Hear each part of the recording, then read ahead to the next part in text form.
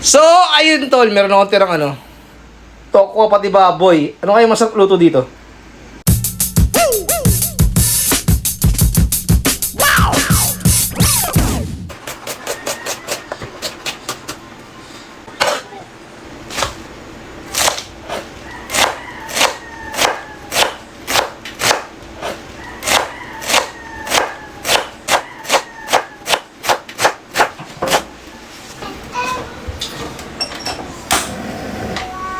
Lagay tayo ng mantika, tol.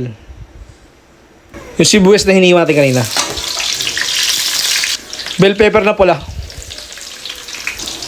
Haluin lang natin, tol. Ilagay natin yung leftover na toko pati baboy.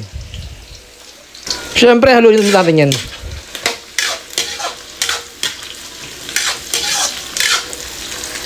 Maglagay tayo ng isang pouch ng oyster sauce. Yung maliit lang. Maglalagay rin ako ng isang ng aji. Aji. Ginisa. Pamintang durog. Halo-halo lang. Hanggang mag-combine lang tol yung mga pampalasa. Lagyan natin yung kangkong hinihiwa natin kanina.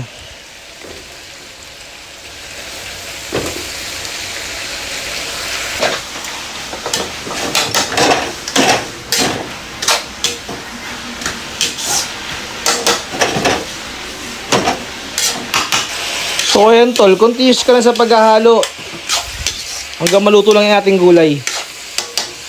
Para masarap malagay ng Worcestershire sauce.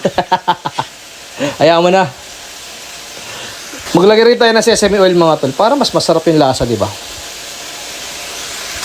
Tapos halu-haluin mo na lang yan tol, tapos luto na yan. Mga lang, bilang ka ng 1 to 20. Tapos luto na yan tol.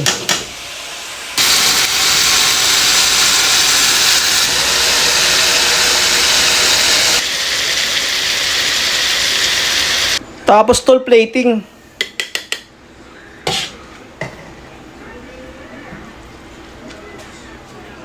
Lagay tayo ng roasted garlic sa ibabaw.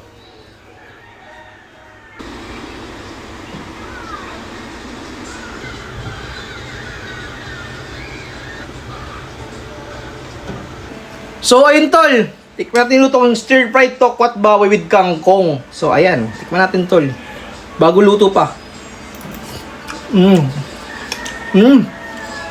Ngit. Sarap boy.